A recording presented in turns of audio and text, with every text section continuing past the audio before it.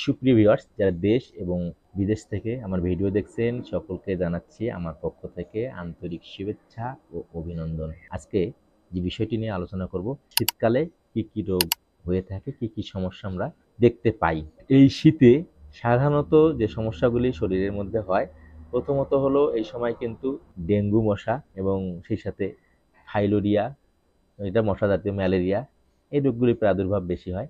এছাড়া পাতলা পায়খানা এবং ডিসেন্ট্রির মতো যেটা আমাশয়, এই রোগটা হয়ে থাকে।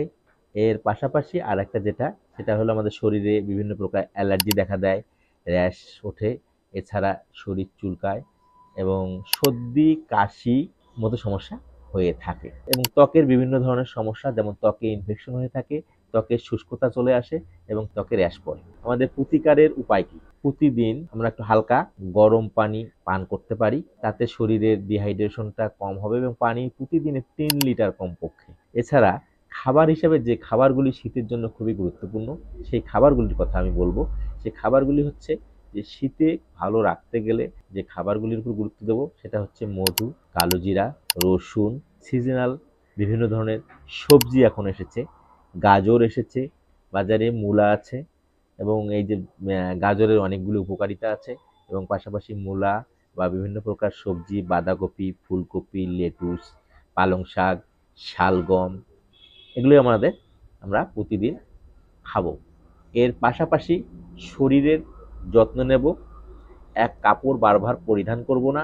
কারণ হলো, এতে করে কাপড় পরিধান যদি বারবার করি, সেক্ষেত্রে দেখা যাবে যে শরীরে চুলকানি এবং র্যাশ ওঠার সম্ভাবনাটা বেশি থাকবে। আদার সাথে মিশ্রিত করে লাল চা বানিয়ে বা এর সাথে লং এবং গোলমরিচের ব্যবহার করতে পারি, সেক্ষেত্রে কাশির জন্য একটা ভালো সুফল দেবে। এছাড়া আমরা আদা দিয়ে আলাদা রেমেডি তৈরি করতে পারি, যেমন আদা মধুর সংমিশ্রণে গরম পানিতে 1 চামচ পরিমাণ আদার রস এবং 1 চামচ থেকে 1.5 চামচ পরিমাণ মধু এবং পাশাপাশি সামান্য একটু লংয়ের গুঁড়া দিয়ে আমরা ব্যবহার করতে পারি। সেক্ষেত্রে কিন্তু ভালো সুফল মিলবে।